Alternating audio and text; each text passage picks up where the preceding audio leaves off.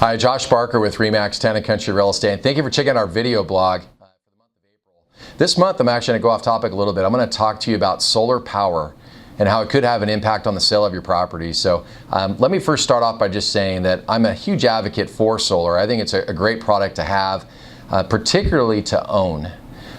When you own solar power, I mean, essentially what you're doing is you're locking in a fixed rate for your energy expenses for an extended period of time.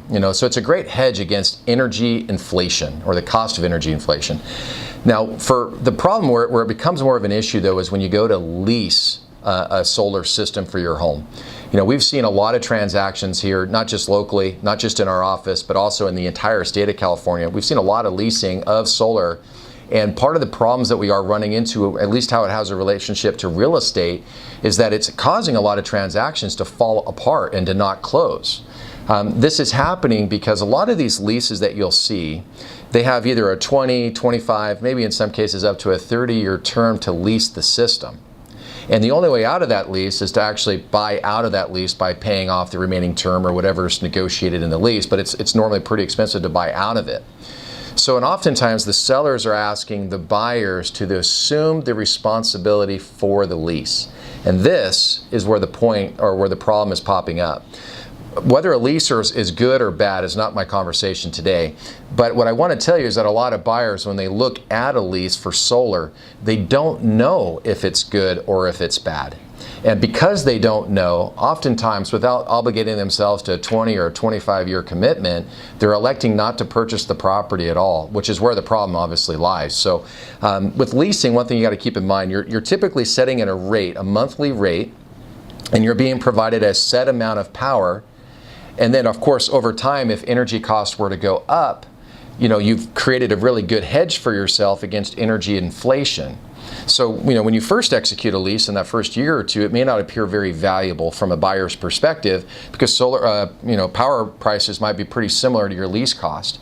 As leases get older, though, as they get to be maybe 5 years or 7 years or 10 years old, and if powers went up by 50%, well, then that lease appears to be extremely valuable.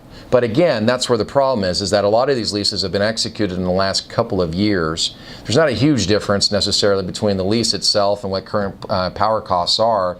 And for that reason, buyers don't see the value, and it's killing those transactions. So it's just something to keep in mind. I mean, what I would consider doing is this: if you're going to stay in your home for an extended period of time, then owning a system's great, or even leasing, I suppose, if you know you're going to stay.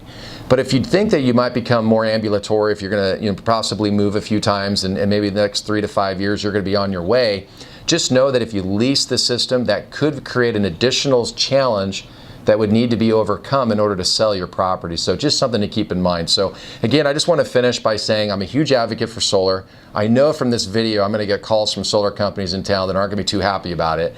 But I just want you to understand that I do like solar. I think that purchasing systems is a great idea. I know buyers recognize the value in doing that. But when you go to lease it, make sure that you understand that that's going to create a challenge if you sell in the short term. So if you have any questions at all, I'd be glad to share with you instances and how people have navigated through those issues. So if you have solar now and it's already leased and you're wanting to sell and you have a few questions for us, let me know and I could certainly walk through that with you.